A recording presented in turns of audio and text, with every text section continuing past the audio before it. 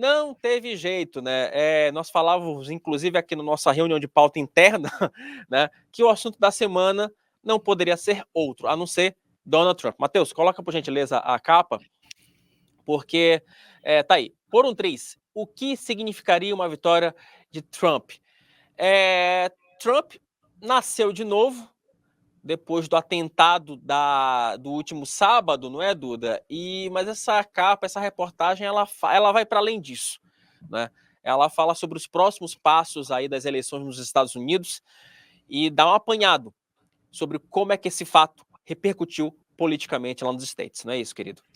Exato. Então a gente joga um pouco para o futuro, pensando no que pode acontecer esse ano. Conversei ali com o Andrei Roman, da Atlas Intel, ele comenta, né, quer dizer, o Trump já estava aumentando a vantagem dele para o Biden, desde do debate do final de junho, né, em que o Biden ele não consegue ligar uma frase na outra. E aí, com esse atentado do domingo, ou ele consolida essa vantagem que ele ganhou, ou ele expande ainda mais.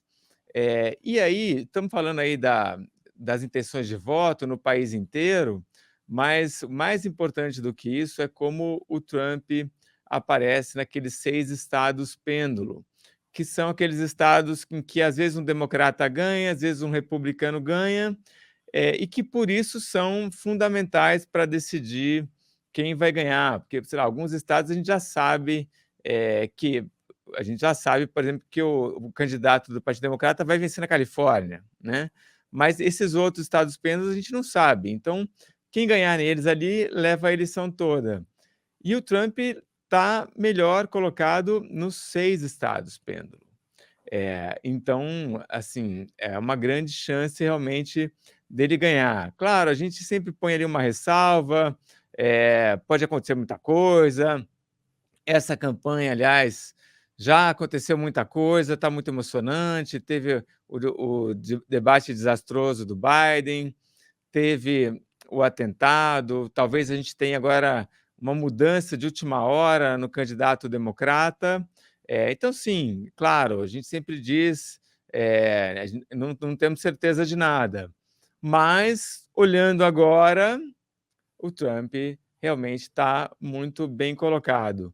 E aí essa matéria fala também um pouco das consequências, né? O Trump está com um discurso muito protecionista, muito ali em favor das classes trabalhadoras dos Estados Unidos. Então, isso tem consequências, né? Então, mais protecionismo, menos acordo de livre comércio. Há dúvidas aí, o Rodrigo Oliveira me ajuda nessa matéria sobre o que pode acontecer com os juros, mas isso pode aumentar, elevar o dólar.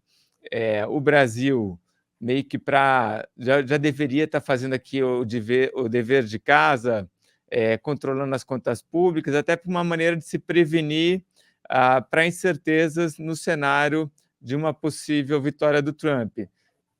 Não estamos fazendo isso, né? Mas, enfim, são coisas que podem acontecer mais para frente, para o ano que vem. Duda, continuando aqui o nosso giro pela Cruzoé, temos uma matéria chamada Negócios Patriotas, rapaz. Que história é essa? A gente teve aí uma matéria bem legal na semana do grande repórter Wilson Lima, lá de Brasília, Não que o conheço, Wilson trazia nunca a ouvi história. falar. O nosso querido Wilson, ele trazia uma matéria. O clã Bolsonaro aí abriu uma empresa em Brasília para explorar o grafeno, né? E aí o Wilson pode falar melhor sobre isso, dos outros negócios da família que sempre tentam fazer essa mistura aí de negócios com política, certo, Wilson? Então, nessa matéria a gente faz aí um apanhado, porque para quem conhece a família Bolsonaro, durante um tempo, ela tentou explorar ali o ambiente digital. Só que a partir de 22, a família abriu outros negócios, não foi só a, a firma de grafeno, perdão. Então houve também ali o Eduardo Bolsonaro abriu uma empresa para explorar cursos e vender bugigangas na internet. O Flávio Bolsonaro virou sócio de uma empresa de seguros, e também montou o seu escritório de advocacia. O próprio Carluxo montou uma empresa que funciona lá no condomínio Vendas da Barra. Enfim, nós avançamos sobre um assunto, né, que estava meio esquecido aí pela imprensa e mostramos que quando você tem um bom nome, você pode fazer um bom dinheiro com isso. Em resumo, é isso, a matéria chega a essa conclusão. Se você tiver um bom nome, uma legião de seguidores, você pode aproveitar para tirar uma graninha. Temos uma matéria do Gui Mendes, Os Crimes da Areia, meu caro Duda? Pois é, essa é uma história que não se fala muito nisso, mas a gente tem no Brasil muita extração ilegal de areia, tanto em lugares que não têm autorização, quanto em lugares que têm, mas é extraído mais daquilo que é combinado. Isso é um problema não só para o meio ambiente, mas também quem está fazendo essa extração ilegal, em geral, é o crime organizado. Então, é um problemão para o Brasil. Essa areia, em geral, vai para a construção civil, né? Ela entra na composição do concreto, e quem compra areia no Brasil não tem a menor ideia de onde essa areia está vindo. Mas como tem aí um pé do crime organizado nessa história, o Brasil deveria se preocupar mais com isso. Matéria bacana, um pouco aí meio que trazendo um assunto que pouca gente fala. E tem um outro assunto que ele, enfim, quica na imprensa, vai e volta, que é um assunto que foi alvo de uma entrevista que você fez, meu caro Duda, com a Maria Paula Magalhães, falando sobre o jogo do Tigrinho. Eu gostei do título porque o jogo do Tigrinho, na verdade, ele acaba, segundo essa entrevista, não é, Duda? Ele é um substituto do clássico caça-níquel, né? Que antigamente você saía de casa, ia lá, enfim, ia para alguma loja, escondido. Hoje você não precisa mais disso, né? O próprio jogo do Tigrinho ali no celular já resolve essa situação e cria um problema, né, para o Brasil, né? Porque jogo vicia.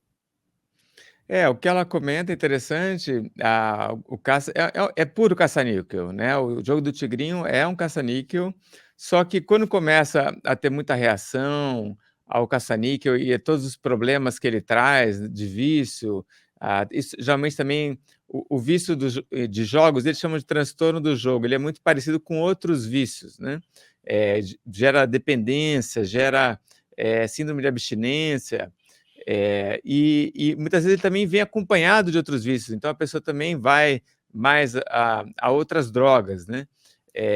E também uma hora se perde, tem que correr para pagar a dívida, né? Começa a fazer dívida, começa a prejudicar as relações no trabalho, deixa de estudar. Então, assim, é uma coisa super preocupante, mas qual que é o lance do jogo do tigrinho? É que eles embalaram de uma maneira que você não vê nenhum caça-níquel ali, né? Isso ela falou que não é de agora, isso já estava vindo antes, então tinham alguns caça-níqueis, por exemplo, que não traziam a carta de baralho, traziam uns carrinhos coloridos de 4 cores diferentes, com numeração de 1 a 13. Então, meio que é um baralho, mas é um baralho modificado, mas quando você olha aquilo, tem uma cara meio infantil, meio bobinha, meio inocente, e aí as pessoas, no fim das contas, estão jogando o caça-níquel e sendo suscetíveis a todos os problemas daí decorrentes. E o que ela diz, assim, de o Brasil não está preparado para atender a quantidade de pessoas que estão vindo agora, surgindo, né, com transtorno de jogo, e o Brasil também é completamente incapaz de controlar a propaganda disso daí, tanto que o jogo do Tigrinho tá, você abriu a rede social, ou é o meme do Tachad ou é jogo do Tigrinho, né? É algo muito complicado, né, Duda? Porque todo vício ele é baseado na tua busca por dopamina, né? Existe a dopamina boa e a dopamina ruim. Então esse aqui é o grande ponto, né? Quer dizer, quando você é viciado em bebida, em jogo, ou enfim, em algum outro tipo de atividade, isso mostra que você precisa de uma dopamina de alguma forma. Então, tá aí, fica o alerta. Ainda nessa edição, Duda, temos aqui o Rodolfo Borges falando sobre que o Coutinho voltou querendo demais a nota, por aí vai. José Teófilo. Isso. Opa, quer comentar, querido? São as músicas, né, da cantoria das torcidas. Deixa eu ver aqui, vamos lá. José Teófilo, conservadorismo brasileira ou a virtude da imprudência? Super legal, isso daí diz que os conservadores brasileiros, ele cita principalmente o Gilberto Freire, o Nelson Rodrigues, fala um pouquinho até do Roberto Marinho da Globo, e mostra que eles que eram conservadores não tinham absolutamente nada de imprudentes, eu não sabia, de imprudência, né, eram até meio irresponsáveis aí, às vezes quase flertando com a morte, eu não sabia disso, acho super interessante. Enfim, temos também artigos do Alexandre Soares Silva, do Jerônimo Teixeira, Leonardo Barreto, Ivan Santana. Essa é a edição número 324 de Cruzoé.